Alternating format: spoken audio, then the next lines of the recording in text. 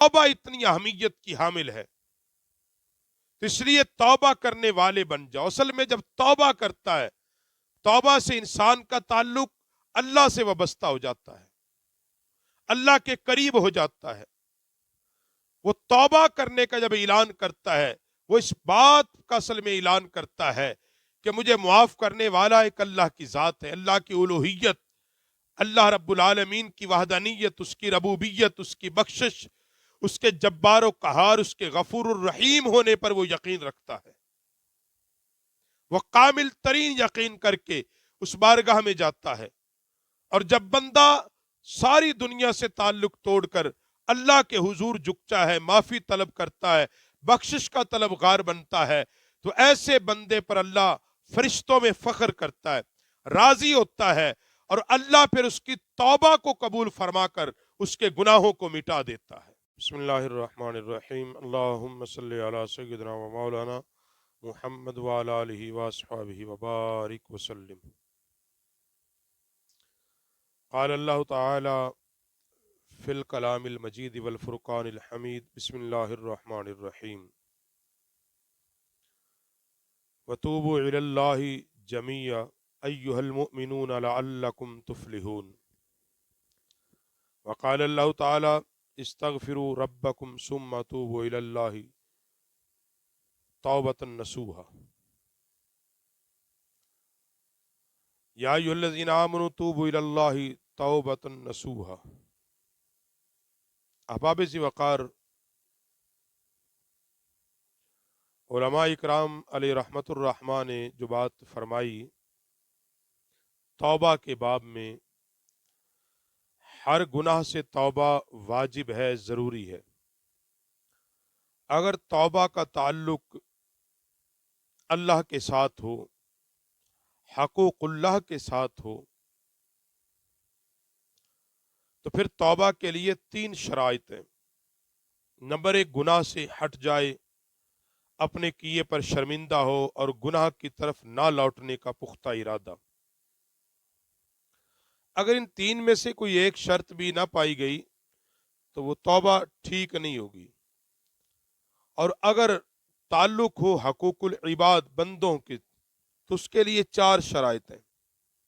3 وہی ہیں جو پہلے بیان ہوگی، اور چوتھی کا تعلق بندے کے ساتھ ہے۔ جس بندے کا حق دبایا اس کو واپس دیا جائے، جس پہ تہمت لگائی حد کے لیے پیش کیا جائے، غیبت کی معافی مانگی جائے، اور اگر اس پہ الزام تراشی کی اس سے معافی مانگی جائے، حد کے لیے پیش کر دیا جائے، وہ معاف کر دے، تو پھر اس کی توبہ جو حقوق العباد کے معاملے میں ہے وہ بھی اللہ قبول فرمائے گا۔ اور توبہ کا قرآن مجید فرقان حمید میں اللہ رب العالمین نے کثرت کے ساتھ ذکر کیا۔ ارشاد فرمایا توبوا الی اللہ جمیعا ایھا المؤمنون لعلکم تفلحون۔ اے ایمان والو، اللہ کی طرف توبہ کرو سب کے سب، تاکہ تم فلاح ملے، تاکہ تم کامیابی ملے۔ توبہ کرو اس لیے کہ تمہیں دنیا اور آخرت کی کامیابی ملے، اللہ کے ہاتھ سے بخشش اور اس کی رحمت کے طلبگار بن جاؤ۔ اور قرآن پاک میں دوسرے مقام پر فرمایا استغفروا ربکم ثم توبوا الیہ، اپنے رب سے بخشش طلب کرو، اپنے رب سے، اور پھر اس کی طرف رجوع کرو، توبہ کرو، اپنے رب کی بارگاہ میں پلٹو۔ انسان جتنا بھی دوڑ لے، جتنا بھی دوڑ لے، مگر بالآخر اس کو اللہ کی بارگاہ میں پلٹنا ہے۔ اسی لیے قرآن پاک نے کیا کہا؟ یا ایھا الذین آمنوا توبوا الیہ، توبوا الی اللہ توبۃ نصوحا۔ ایمان والو، اللہ کی بارگاہ میں اخلاص سے توبہ کرو، پختہ دل سے توبہ کرو، پکی توبہ کرو، صدق دل سے توبہ کرو۔ تو قرآن پاک کی آیات مقدسات سے جو بات سامنے آئی وہ یہ ہے، جب بھی کوئی گناہ صغیرہ یا کبیرہ سرزد ہو جائے تو اس کے بعد اللہ کی بارگاہ میں رجوع کرنے کا طریقہ وہ توبہ ہے، استغفار ہے، اپنے گناہوں کی معافی ہے، اس بارگاہ سے بخشش کے طلبگار بن جانا ہے، اس کی رحمت کا حقدار ٹھہر جاؤ گے اگر اس کی رحمت کے بخشش کے اور اس کی بخشش کے طلبگار بن جاؤ گے۔ توبہ کرنے والے کو اللہ پسند کرتا ہے، معافی مانگنے والے کو اللہ پسند کرتا ہے۔ بخاری شریف کے اندر حضرت ابو ہریرہ پاک راوی ہیں کہ رسول پاک صلی اللہ علیہ وآلہ وسلم نے ارشاد فرمایا، اللہ کی قسم ہر دن اللہ تعالی سے 70 سے زیادہ مرتبہ توبہ و استغفار کرتا ہوں۔ آقا علیہ السلام فرما رہے ہیں۔ اور دوسری روایت کے اندر امام الانبیاء صلی اللہ علیہ وسلم نے فرمایا، جو مسلم شریف کے اندر ہے، آقا علیہ السلام نے فرمایا، اے لوگو اللہ کی طرف توبہ و استغفار کرو، پس بے شک میں ایک دن میں 100 مرتبہ توبہ اور استغفار کرتا ہوں۔ نبی علیہ الصلوۃ والسلام اللہ کے انبیاء وہ معصوم ہوتے ہیں، مگر حضور علیہ السلام جو فرما رہے ہیں کہ میں توبہ و استغفار کر رہا ہوں، اس کا مطلب یہ نہیں کہ نبی علیہ الصلوۃ والسلام کو ان چیزوں کی ضرورت تھی، بلکہ تعلیم امت کے لیے تھا۔ یہ فرمانا افضلیت توبہ کو بیان کرنا تھا، لوگوں کے دلوں میں توبہ کی اہمیت کو اجاگر کرنا تھا،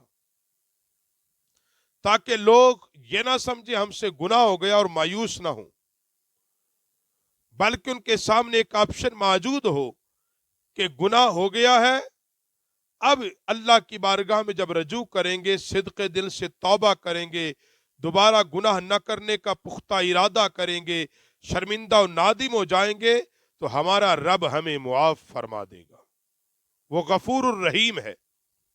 حضرت انس بن مالک انصاری رضی اللہ تعالی عنہ خادم رسول ہیں، حضور امام الانبیاء صلی اللہ علیہ وسلم کے خدمتگار صحابی ہیں۔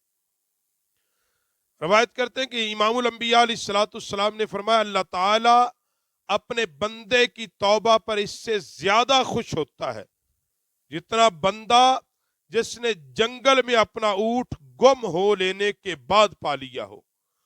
وہ بندہ جس قدر راضی ہوتا ہے کہ جس کا اونٹ بمائے ساز و سامان جنگل میں گم ہو جائے اور پھر اس کو وہ مل جائے، وہ بندہ جتنا راضی ہوتا ہے۔ جب بندہ اللہ کی بارگاہ میں رجوع کرتا ہے، توبہ کرتا ہے، استغفار کرتا ہے، رحمت کا طلبگار بنتا ہے، تو اللہ اپنے بندے پر اس قدر راضی ہو جاتا ہے۔ ابو موسیٰ عبداللہ بن قیس اشعری رضی اللہ تعالی راوی، امام الانبیاء صلی اللہ علیہ وسلم نے فرمایا، اللہ تعالی رات کے وقت اپنا ہاتھ پھیلاتا ہے، اپنی شان کے لائق اپنا دستے قدرت پھیلاتا ہے تاکہ دن میں گناہ کرنے والے توبہ کر لیں، اور دن کے وقت ہاتھ پھیلاتا ہے کہ رات میں گناہ کرنے والے توبہ کر لیں۔ اور آقا علیہ السلام نے فرمایا، یہ سلسلہ سورج کے مغرب سے نکلنے تک رہے گا، یعنی قیامت کے قائم ہونے تک یہ سلسلہ چلتا رہے گا، کیونکہ علامات قیامت کی آخری علامت کہ سورج مغرب سے طلوع ہوگا اور پھر باب توبہ کا دروازہ بند ہو جائے گا۔ اس وقت تک جب بھی بندہ اللہ کے حضور معافی مانگے گا، توبہ کرے گا، استغفار طلب کرے گا، تو اللہ اس بندے کو معاف کرے گا، اپنی بخشش و رحمت کا حقدار ٹھہرا دے گا۔ اور امام الانبیاء صلی اللہ علیہ وآلہ وسلم نے فرمایا، جس نے سورج کے مغرب سے نکلنے سے پہلے توبہ کر لی، اللہ اس کی توبہ کو قبول فرمائے گا، اللہ اس کی توبہ کو قبول فرمائے گا۔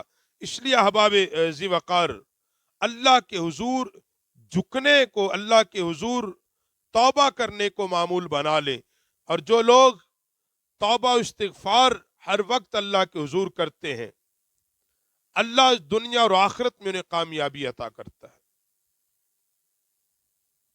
امام الانبیاء صلی اللہ علیہ وسلم کے دربار عالی شان میں ایک عورت آئی، ایک قبیلے کی عورت حضور کی بارگاہ میں آ کے عرض کرتی، یا رسول اللہ صلی اللہ علیہ وسلم، میرے پیٹ میں جو بچہ ہے، جو حمل ہے، یہ زنا سے ہے، میں نے زنا کیا ہے، مجھ پہ اپنا حکم ارشاد فرمائیں۔ اور ایک حدیث میں عرض کرتی، یا رسول اللہ مجھ پہ حد جاری کر دیں۔ تو آقا علیہ الصلوۃ والسلام نے اس عورت کے مالک کو، ولی کو طلب کیا، فرمایا جب تک یہ بچہ پیدا نہیں ہوتا اس عورت کو اچھا کھلاؤ، اچھا پہناؤ، اچھا پلاؤ، اس کی خوب دیکھ بھال کرو۔ اور عورت سے فرمایا کہ جب بچہ پیدا ہو جائے تو آ جانا۔ اب جب حمل مکمل ہوا، بچہ پیدا ہو گیا، تو نبی علیہ الصلوۃ والسلام کی بارگاہ میں پھر حاضر ہو گئی کہ یا رسول اللہ صلی اللہ علیہ وسلم مجھ پر حد قائم فرما دے، میں اللہ کے حضور اس کی بخشش کی، اس کی رحمت کی امید رکھتی ہوں۔ نبی علیہ الصلوۃ والسلام نے حکم دیا کہ اس عورت کے کپڑے اس کے جسم پہ باندھ دیے جائیں، اور پھر آقا علیہ السلام کے حکم سے اس کو رجم کیا گیا، اس پر حد قائم کر دی گئی، اس کا انتقال ہو گیا، وصال ہو گیا، فوت ہو گئی۔ تو نبی کریم علیہ الصلوۃ والسلام نے خود اس کی نماز جنازہ پڑھی۔ حضرت عمر پاک عرض کرتے ہیں، یا رسول اللہ صلی اللہ علیہ وسلم، اس کے زنا کے باوجود آپ نے اس پر نماز جنازہ پڑھی؟ اب یہ وہ سوال جو آج بھی لوگ کرتے ہیں، یہ بڑا بدکار ہے، آپ نے اس پہ کیوں پڑھ دی جنازہ؟ تو نبی کریم صلی اللہ علیہ وسلم کی بارگاہ میں حضرت عمر پاک عرض کرتے ہیں، یا رسول اللہ، زنا کے باوجود اس پر آپ نے نماز جنازہ ادا کی؟ تو آقا علیہ السلام نے فرمایا، اس نے جو توبہ کی ہے اللہ کے حضور، اور اس کی توبہ اگر 70 اہل مدینہ میں تقسیم کر دی جائے تو سب کے لیے کافی ہوگی۔ کیا تم اس کی یہ فضیلت نہیں دیکھتے کہ جس نے اللہ کی رضا کے لیے اپنی جان کو پیش کر دیا، اللہ کے خوف کی بنیاد پر اپنے آپ کو اللہ کے حکم کے سامنے جھکا دیا ہے، اللہ کے خوف اور ڈر کی وجہ سے اپنے آپ کو جھکا دیا ہے، اور اس نے اپنی جان کو قربان کر دیا ہے، فرمایا اس کی توبہ کو اللہ نے قبول کیا۔ اور ابن عباس پاک فرماتے ہیں کہ رسول پاک صلی اللہ علیہ وسلم نے فرمایا، اگر آدمی کے پاس ایک وادی سونے کی ہو، وہ چاہتا ہے 2، خواہش کرتا ہے زیادہ کی، اس کے منہ کو مٹی ہی بھر سکتی ہے، اور جو توبہ کر لے اللہ تعالیٰ اس کی توبہ کو قبول فرماتا ہے۔ توبہ اتنی اہمیت کی حامل ہے، تو اس لیے توبہ کرنے والے بن جاؤ۔ اصل میں جب توبہ کرتا ہے، توبہ سے انسان کا تعلق اللہ سے وابستہ ہو جاتا ہے، اللہ کے قریب ہو جاتا ہے۔ وہ توبہ کرنے کا جب اعلان کرتا ہے، وہ اس بات کا اصل میں اعلان کرتا ہے کہ مجھے معاف کرنے والا ایک اللہ کی ذات ہے، اللہ کی الوہیت، اللہ رب العالمین کی وحدانیت، اس کی ربوبیت، اس کی بخشش، اس کے جبار و قہار، اس کے غفور الرحیم ہونے پر وہ یقین رکھتا ہے۔ وہ کامل ترین یقین کر کے اس بارگاہ میں جاتا ہے، اور جب بندہ ساری دنیا سے تعلق توڑ کر اللہ کے حضور جھکتا ہے، معافی طلب کرتا ہے، بخشش کا طلبگار بنتا ہے، تو ایسے بندے پر اللہ فرشتوں میں فخر کرتا ہے، راضی ہوتا ہے، اور اللہ پھر اس کی توبہ کو قبول فرما کر اس کے گناہوں کو مٹا دیتا ہے۔